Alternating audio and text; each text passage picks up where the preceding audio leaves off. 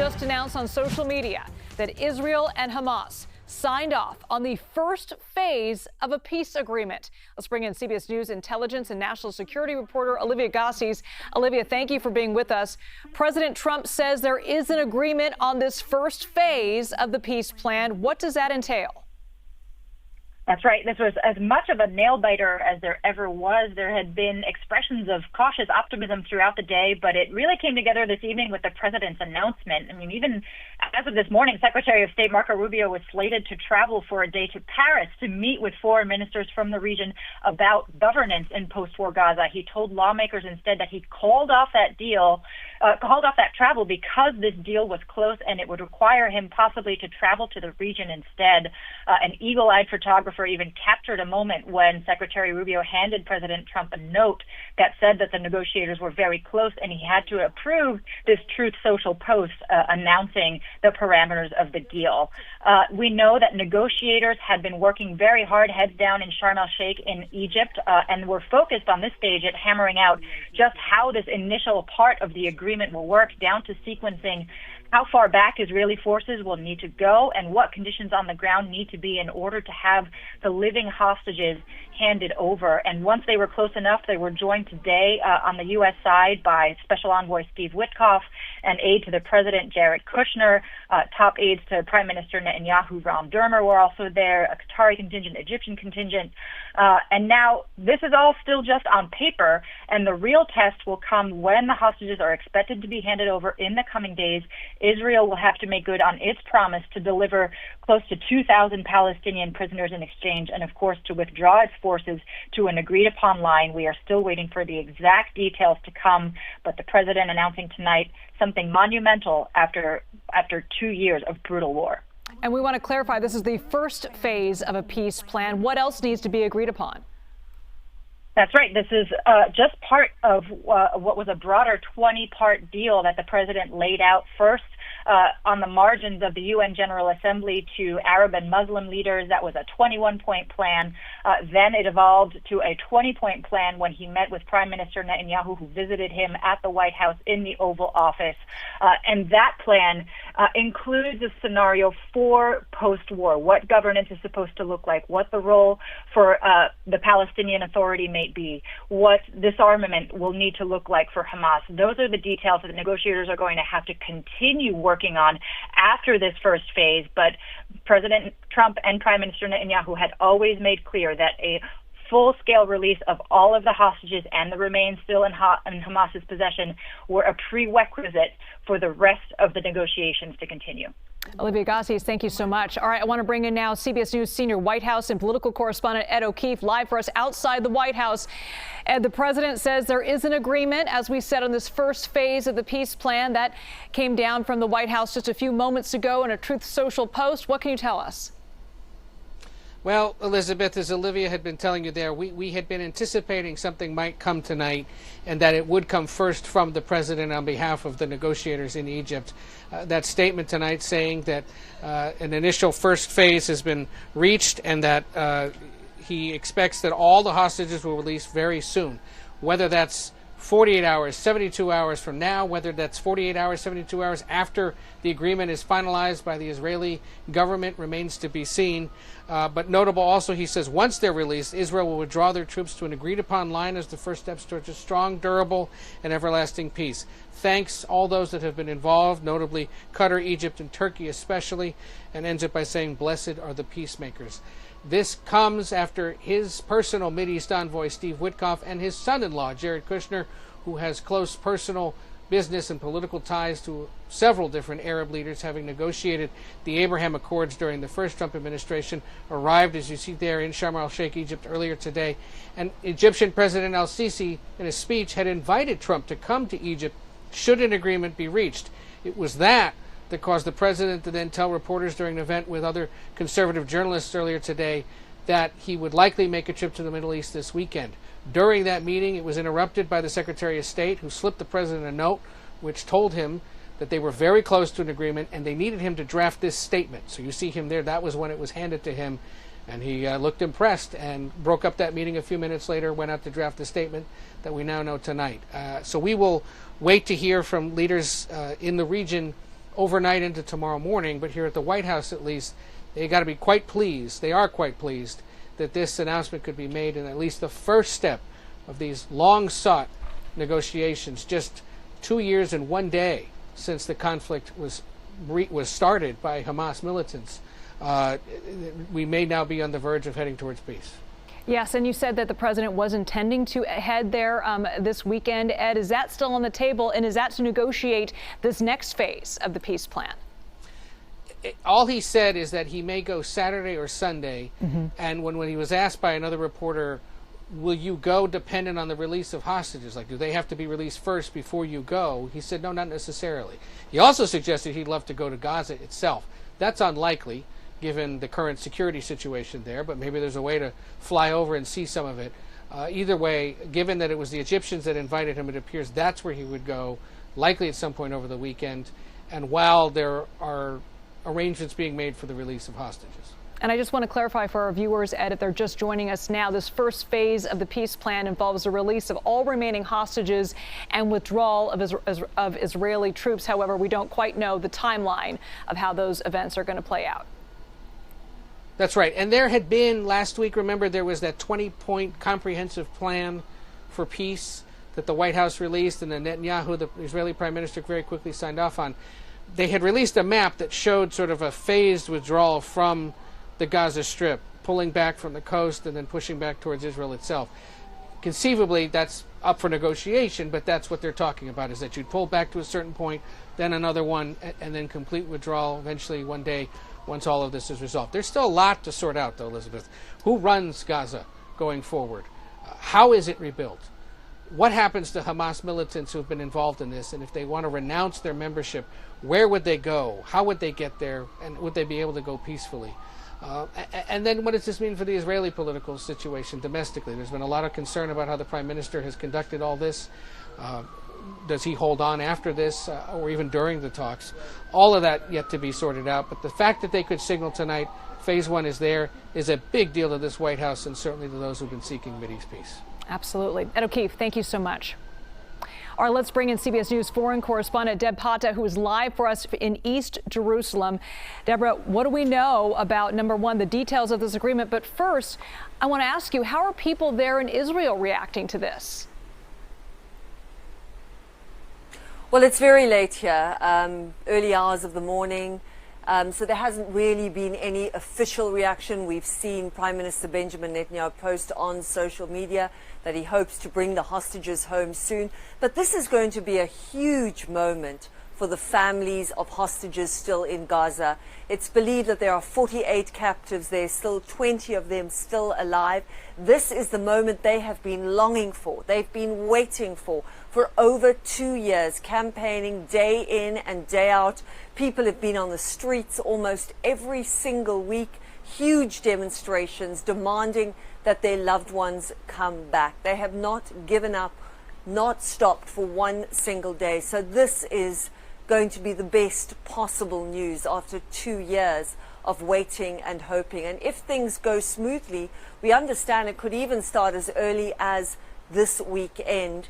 In terms of that original 20-point plan, it seemed that they would come out possibly over 1, 2, or 3 days. But exactly what those details are, those have not been released yet. We do know that Prime Minister Benjamin Netanyahu will convene a security meeting of his cabinet to discuss and approve this plan and to make sure it goes forward. So that's certainly from the Israeli side. This will be good news. And obviously in Gaza, people have been waiting for this war to end. It's a punishing war. Over 67,000 people have been killed. Huge swaths of the territory have been destroyed, and almost the entire population has been displaced.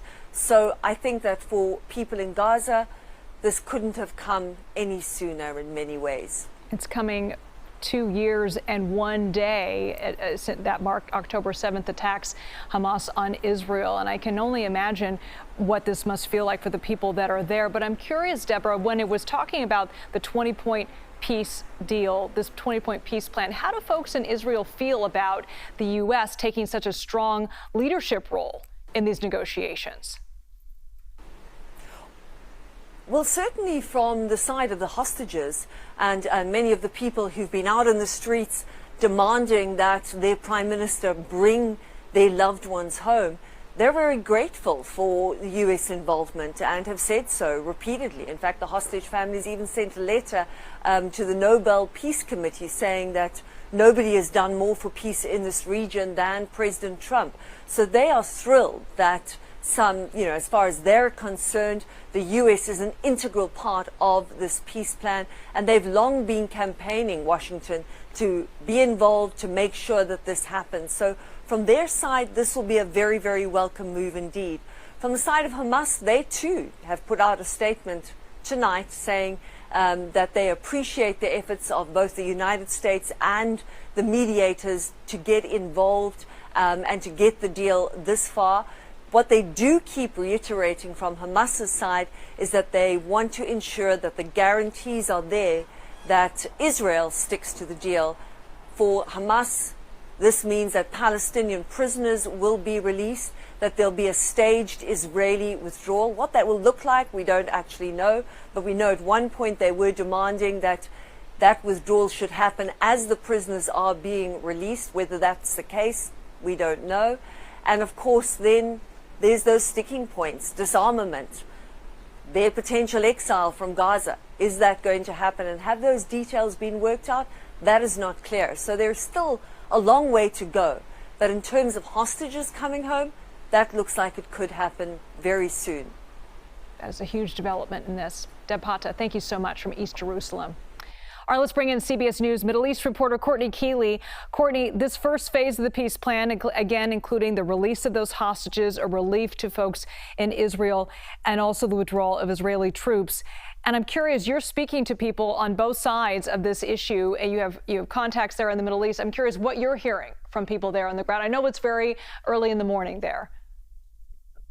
Yes, it's very early in Gaza, it's very early in Israel and Jerusalem, but this is a peace deal that people almost dared not believe could happen. Now, we were commemorating October 7th yesterday, and the first thing that I got on October 7th was a message from a family in Gaza that said, "We're entering the third year of war.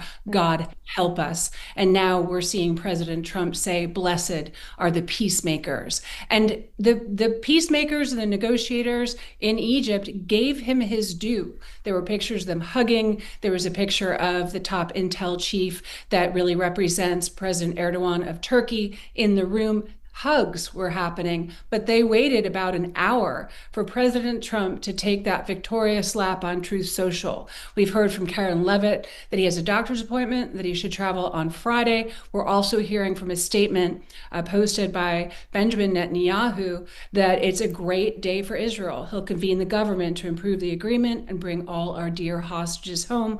He thanked the historic soldiers of the IDF and those whose courage and sacrifice had gotten them to this day. Now, Hamas was decimated. All their top leaders were taken out. The more of the external forces in Qatar were at Khalil al-Hayya, the top negotiator, was in Egypt. But we saw the Qatari prime minister. We saw the top spokesperson and the person closest to President Erdogan. We saw all these people in the room coming together. And when President Trump thanks Arab and Muslim leaders, it's sincere. He started this in his administration by making that trip to Saudi and the UAE and Qatar. It continued recently with that security agreement with Qatar. The Arab and Muslim populations and the Arab and Muslim leaders want the Palestinians to see relief. They want to see this peace. It works for everyone. It's in their self-interest. And now that Hamas really is just a small group of militants left on the ground, young men taking up arms, we'll have to see how they disarm all of these people in Gaza. There's a complete breakdown of rule of law. That will be important. Every step will be important. But you see the agreement. I don't think the Palestinians dare to breathe a sigh of relief, but when they see that humanitarian aid coming in, when they see that there's a new framework and leadership coming in and the Israelis can move back, they're living in tents, they're bathing in dirty, polluted raw sewage and sea what in the sea. They're having all sorts of medical issues, so it's going to have to be almost triage going in there with humanitarian groups. And there was mention that President Trump wants to go to Gaza. The only way I can see that, happening is if he went from the Egyptian side. Sharm el-Sheikh is on the Sinai. You can travel down to Rafah, which is the southern border of Gaza, and there could be a kind of humanitarian zone. We've seen some of the top American leaders kind of go in that area that would be safe and secure. But we'll see what security-wise, what's possible and where this will happen. I mean, the president being in person, thanking all the leaders that he's worked with, and it is an historic day. Now, obviously, we'll get mired in details, but the killing should stop, the displacement should stop, and the hostages should be released. Now, we're looking at a 72-hour timeline after the Israeli government convenes and signs that off. But according to Prime Minister Netanyahu, it looks like he's ready to get this done too. Courtney Keeley, thank you so much. Well, coming up, he managed to avoid capture for almost 5 months, but he couldn't outrun the police when he tried to hide in a crawl space. How authorities tracked down the last remaining fugitive who broke out from that wall of a New Orleans jail.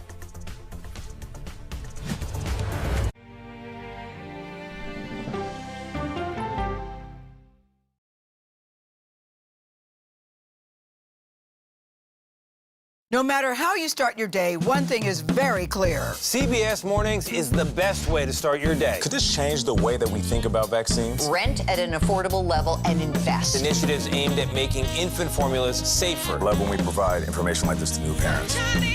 CBS Mornings. Weekdays at 7. Do you believe this case could be solved? Yes, I do. I never would have guessed how this ended. 48 Hours, now streaming on CBS and Paramount Plus. CBS Sunday night. Here we go. The ultimate tradition continues. From what I've seen, it's like chaos. America's longest running news magazine show is back. For 60 minutes! 60 minutes. With a new season. Hey, let's go. You're willing to talk about anything. I'm open to all of it. Ask me the hard-hitting questions. So how do you get over the nerves? Honestly, it's a whole bunch of mind The most influential people. Who's the best coach in college football? Let me see a mirror so I can look at it. Are you a billionaire yet? None of your business, man. You trying to get me robbed? Investigative journalism. Am I getting a real look at what life is like in here today? Absolutely not. Do you think people visiting know that these were looted? When stories threaten our way of life, 60 Minutes demands answers. This is the pager that Hezbollah was using. Do you have hope that you may find him yet? They were asking me to do something that was illegal. They're fighting for faulty parts? Yeah. What is the most important takeaway for our audience? How big of a problem is doping? Where was the military? Why are people suspicious? That sounds like a problem. How is this possible? Oh, come on. Come on. Whoa. Wow. What is going on? I'm Scott Pelley. I'm John Worth. I'm Leslie Stahl. I'm Bill Whitaker. I'm Sharon Alfonsi. I'm Cecilia Vega. I'm Anderson Cooper. This is 60 Minutes. The CBS News original. Showtime, baby. It's time for 60 Minutes Sunday on CBS. Don't miss a minute. Now streaming. I can see clearly. CBS Mornings Plus, clearly more news, more smart conversation, More money-saving tips, more recipes, more uplifting ways to get you on your way. plus more sports, more weather. Clearly more CBS Mornings. Plus, Sunshiny day.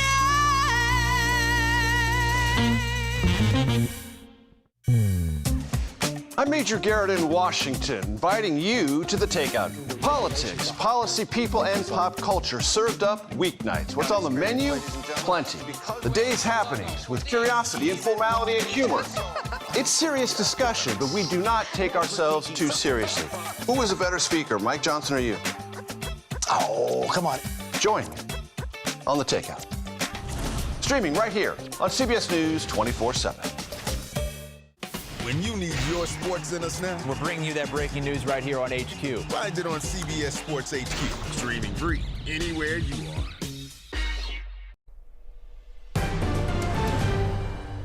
The gridlock in Washington is continuing to impact the nation's skies, with air traffic control operations hanging in the balance. They are required to keep working during the shutdown, but like all federal workers, they don't know when they'll get their next paycheck, something union leaders are calling unacceptable. No American should ever have to choose between serving their country and feeding their family. No, that's not what America